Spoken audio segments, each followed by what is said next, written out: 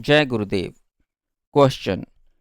When I sit for sadhana, I have very forceful kriyas and simultaneously my anger keeps on growing. Sometimes when I am alone, I get angry over my anger. I recognize that my anger is out of place and inappropriate, but I cannot control it. What should I do? Answer. Anger is always inappropriate. It is not beneficial to the person who gets angry. In addition, the person who receives the anger also loses his balance. The aftermath of anger is mental anguish. Anger is caused by weakness. It damages the sadhana and is a great enemy in worldly affairs as well. It is considered to be the doorway to the hell. The reason anger occurs is that something contrary to what one wishes happens. It is normal for one to feel that one thing is in line with one's wishes and something else is contrary to them. A wise person practices remaining equitable towards other people's vices and virtues and towards favorable and unfavorable events.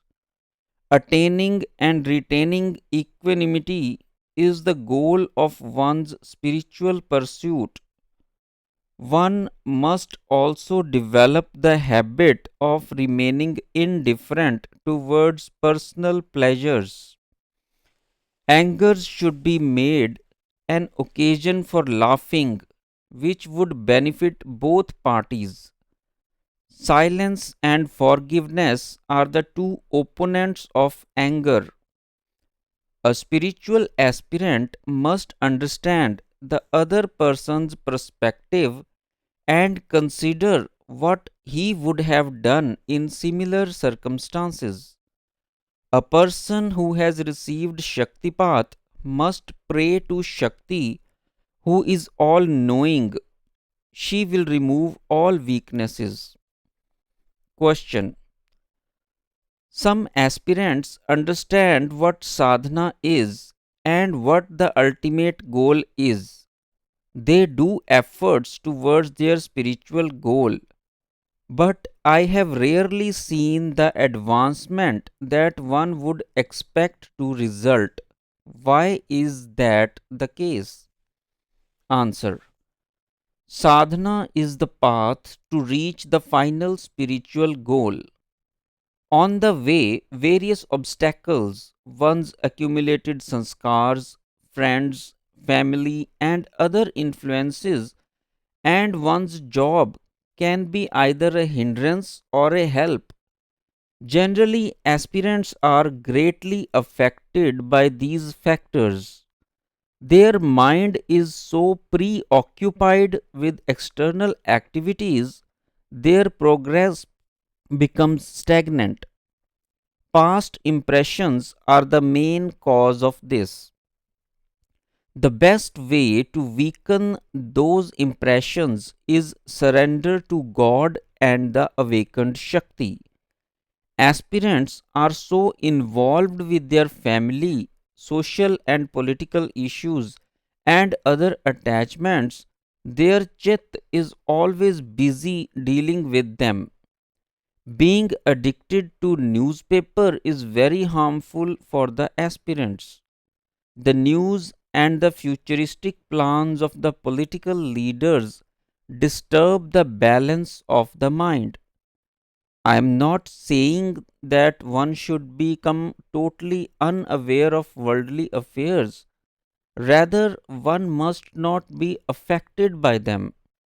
In words of Bhagavad Gita, one has to attain Jeet Sang Dosha, victory over external influences. Question. If you have a vision of some great being in a dream and you receive a mantra from that saint, or if you have a divine initiation during meditation, isn't that a Guru Diksha? Is it necessary to take Diksha from a physical Guru directly? Answer. If you receive a mantra or other teachings in a dream from a Mahatma, it is called Swapna Diksha or dream initiation, and one can do repetition of the mantra and Anushtan. Even if you do not recognize the Mahatma, the teachings you receive are important. The virtue of the dream initiation is that the teachings are in accordance of the person's nature, sanskars, and temperament. The question of the worthiness of the disciple does not arise in Swapna initiation as it would in an initiation given in awakened state, because it is based purely upon the sanskars of the person.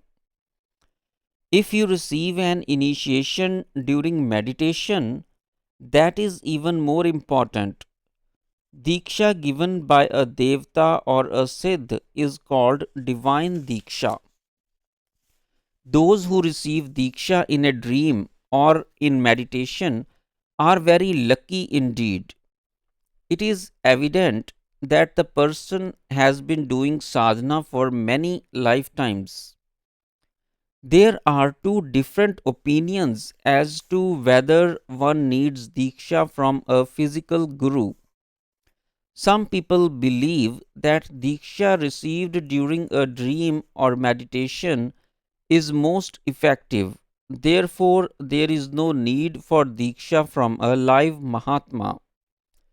Others believe, and I agree, that even after receiving such diksha, one must get diksha from a live guru. One may still have many questions and doubts after receiving an impersonal diksha. For clarification of all doubts, a live guru is absolutely critical. A story of Satyakam in Chandogya Upanishad illustrates this point. Satyakam had received divine initiation, but his questions were not satisfied until he heard directly from his Guru Gautama. This concludes that one needs a live Guru. The aspirant must practice religiously the mantra and sadhana given by the live Guru. He may do the mantra, jap, and anushthan of teaching received in a dream or meditation, but his main practice should consist of what he receives from the live Guru.